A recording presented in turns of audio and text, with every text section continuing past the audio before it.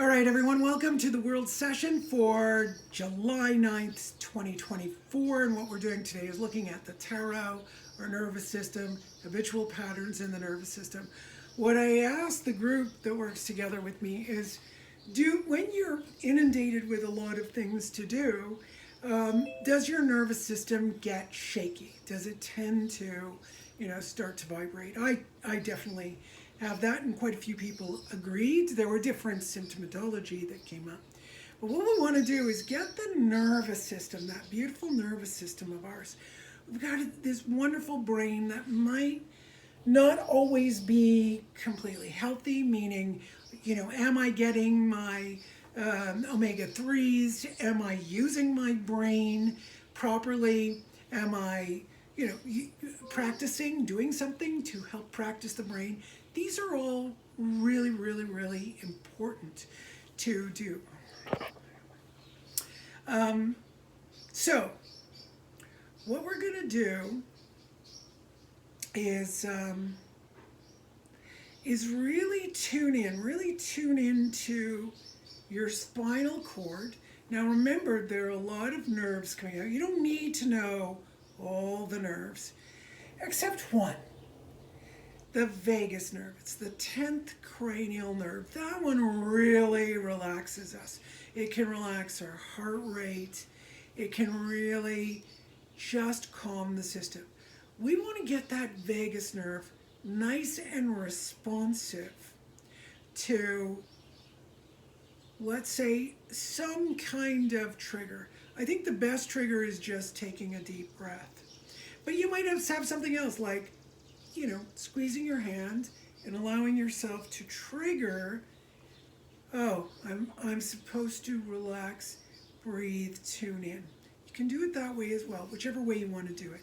I kind of like the squeezing. I have been doing it for 45 years, so it's really something I'm used to.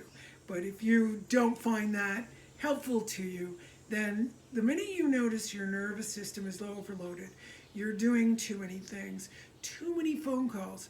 Let's go back to some of the treatments we've done before where all of us are on phones, we're on computers. Even what I'm doing here, I've got some people on computer, I'm recording on a phone. There's so many things going on, and a message came across my screen, so I somehow forgot to put it on airplane mode. I mean, really, it's just constantly having all of this electronic information, which also is very, very, very, very stimulating to the nervous system. I'm actually feeling the left side of the heart and feeling that all I need to do is tune into that vagus nerve. So I just breathed wrong. I just breathed in through my mouth. So I'm going to breathe in through my nose, hold it a bit, and then just exhale. It really helps to give a little pressure. So if anyone needs to learn a little bit more about breathing, I'm no expert, but I'm just human and I breathe. But you can go to breatheology.com. This guy's a world-class deep diver of holding breath. And I've been doing his work, and it's really, really helping my lungs actually come back. And the thing that I've been noticing is my brain works better, and my nervous system has less of these really strong reactions. So breath is really important, but that doesn't mean that the mind isn't really important. What's really is cool, because doing this little challenge he set up, one of the things is you gotta control your mind. The mind is a real problem. Now, we're not going to create controls to your mind. We're not going to create controls to your mind. But what we are going to do is get the nervous system to understand, understand, is that the right word? I don't feel like that's the right word. Right, we pulled a card. So I'll get a photo of it and just put it up right now. You can't see it, but it's called Page of Pawns, Boundless Curiosity. So this is a particular deck that deals just with water, and I think that's significant as well is that we're working with the water element big time. And the other aspect of ponds is it deals with the earth element as well. So here's this water that needs to go into the nervous system, and we need to be more curious. We tend to go along in life, things come in, and we tend to, okay, I gotta do them, I gotta do them. And we stress the nervous system and we begin to shake. We might get dizzy. We really start damaging ourselves. We really start damaging ourselves. So if we bring in some of this element of curiosity, such as, what's going on with me? Okay, I'm shaking. You know, oftentimes you could just start panicking, you don't know what to do. But here is where you look and say, wait a minute, let me just scan around and see all the things that are impacting me. It could be I didn't sleep well, or you didn't sleep well. It could be you didn't eat properly, you don't have enough water. Those are basic things that you can do to help your system. And of course, get an energy healing session from all the amazing healers all over the world. You can choose whatever you like, whatever modality. I love Body Talk and Breakthrough and Reiki and Soul Responsibility. There's a bunch of stuff out there. I even do healing through tarot. So when you find a tarot reader that does healing, you can do it that way as well. Sometimes just listening to vibrations or sounds. Go to breathology.com, learn how to breathe, all these different things. So let's set that up where I'm doing particular treatments. I don't need to go through them on the entire brain stem, and going right through the central nervous system. I'm not even touching the peripheral yet. Now, the moment I do that, right away, there's this pressure right here, and it's actually quite painful. So I don't know who that is. I don't know how many people in the world are getting that, but it is really very painful. So those of you who are experiencing this, or you experience pressure or any type of too much energy in the head, even if it's dizziness, I'm just going to go in and move the sphenoid bone. So this is called bioenergetics.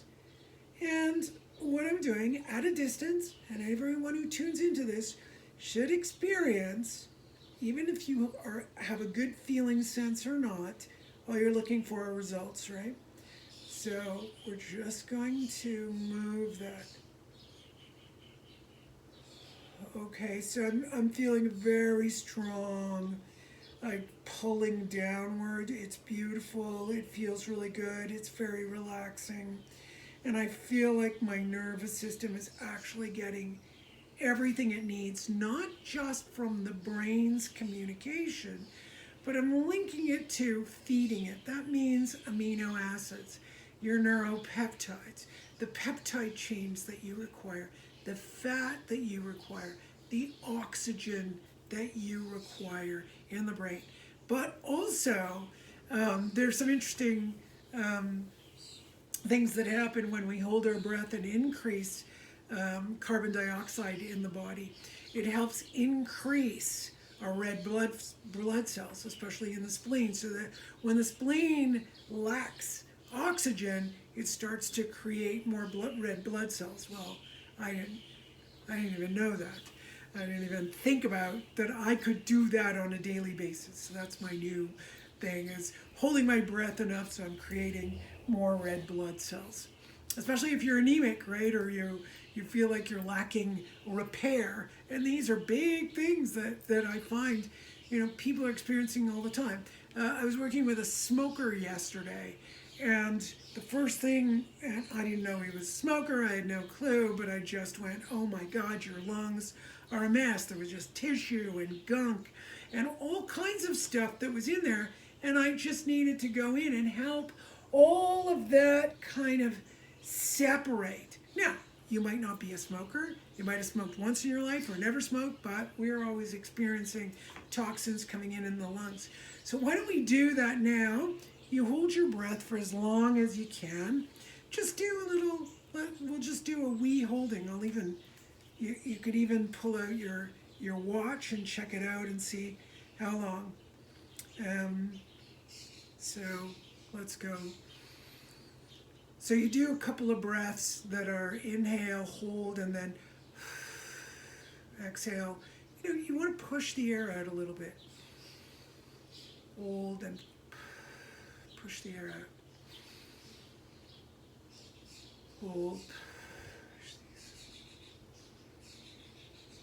Inhale, hold, and push the air out.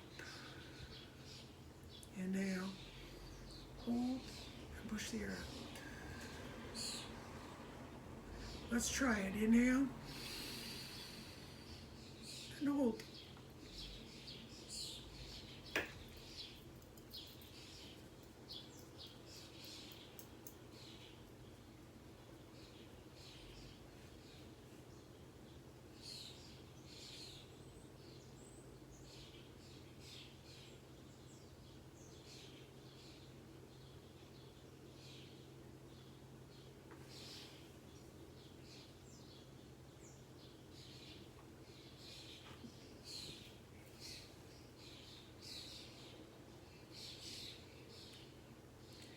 That was 37 seconds.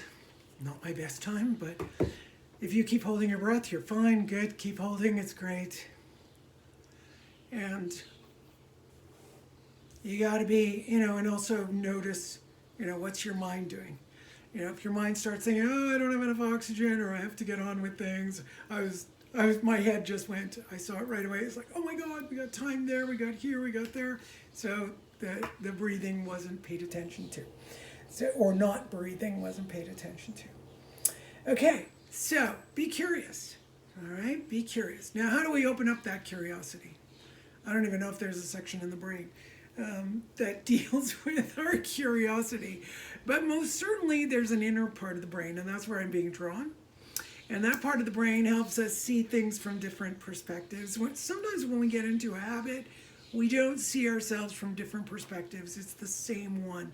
Let's go in there. That's where I'm being pulled. We'll go in there and work with the lesions in that area that create these habits to see ourselves a certain way and go into those old, terrible, terrible habits, let's say of self-criticism, of, just think, if you're told something long enough, you're going to begin to believe it, right? We know that if you're told something once, you might go, what?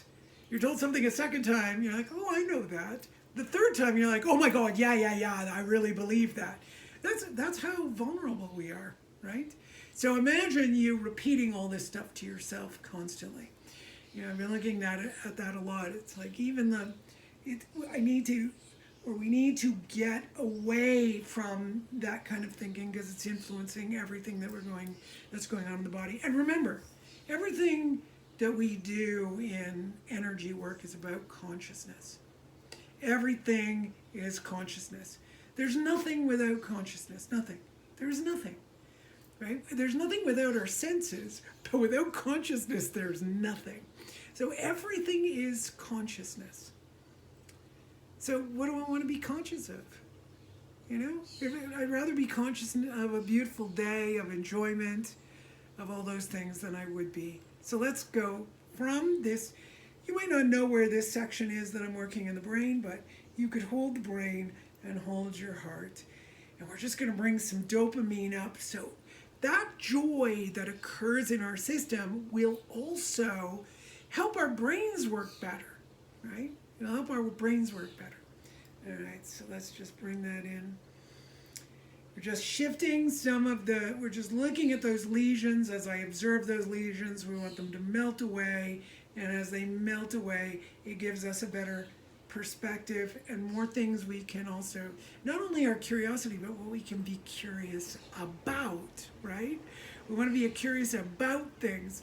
That's a big one for me. I'm not curious when I'm exhausted. I'm not curious when my nervous system is shaking. I'm not curious when I'm overloaded. All I want is that to stop. The curiosity dies. It really does. So there are parameters that we need to keep that healthy brain, keep that curiosity. And now I'm feeling the central nervous system move out into the entire peripheral nervous system.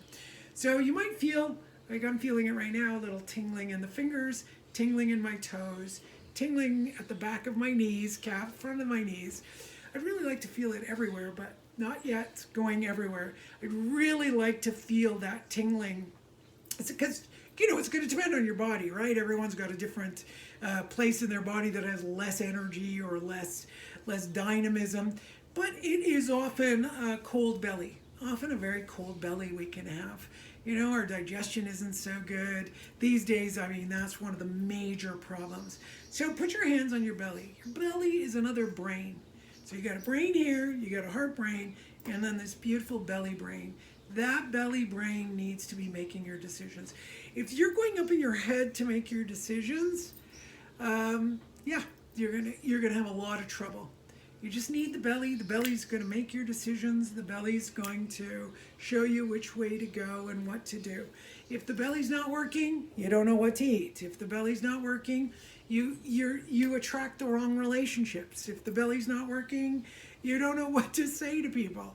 I don't know about you, but I get that quite often. Over the years, it's like, oh my God, what's going on? My gut brain is all over the place. So take care of that gut brain. Eat well and you have to figure out what you can eat. I'm always changing and trying different, regimes. And yeah, some of them are really bad, but they're supposed to be really healthy. And some of them are really, good, but they're not supposed to be as healthy as some other ones. It's hilarious. You have to figure out what works for you. That's holistic work. Even what we're doing here, none of these links will impact us the same way. No one. We're all different. You're not going to be treated the same way. How do we know that? None of you are going to get the full on whole session here. You're only going to get what your body, mind needs. And you won't even bother listening if you're not going to be impacted by it. You wouldn't be here. You wouldn't bother. You're like, okay, that's not for me today. You wouldn't be attracted. But the moment you're attracted, there's something in there for you. So notice you're feeling, that's this parietal lobe. The over-inundation of our systems is also linked to our sensory input, right? Because we're going to sense the physical world, the subtle world, and that can over inundate us depending on the kind of person we are. Like if somebody's got Asperger's, they're not really reading things. I kind of think sometimes that people who have Asperger's are kind of lucky, right? Because I'm the opposite end of the spectrum. Everything. I often feel like people are yelling at me, and I know they're not, but I'll say, stop yelling at me, because it's how I'm experiencing it. And so many times people say, we're not yelling at you. I'm like, I know, it's just my subtle sense. It's hard to explain all the time. My subtle sense of hearing hears yelling, right? I just hear it. It's too much, right? It's too much. So we've got people on the spectrum. We're all different. We're all experiencing it differently. So for those of you experiencing well, I don't think it's going to matter. No, it's not going to matter. So if you experience little or you experience too much, I'm just going to run a program on the entire cortical brain to help the cortices have the best functioning of their major quality. Major quality, parietal lobe, sense of touch. Major quality, frontal lobe will do, logic and reasoning. Occipital lobe is going to be sight, what we see. The temporal lobe is what we hear. And what did I miss? Temporal, parietal, occipital, frontal. We're not going to do for prefrontal. We're doing mostly the cortical brain. And taste is going to go through your nose, right? So you get olfactory lobe that goes to the amygdala complex, a little bit different. But I'm not even working with that either in this part. But what I'll do is link the amygdala complex, that overreaction area that reacts to fear, and just get it to just calm, I want to say a bad word, but calm the F down, just calm down so that the system can have the time to deal with that beautiful vagus nerve, that we can go into the heart, that we can actually function. All right? So have a great week. I hope that was fun. I know I was looking over there a lot because my group is over there and this is where it's videotaping. Anyway, we'll see how it works out. Always testing and trying. Have a great week, everybody. Love you. Bye.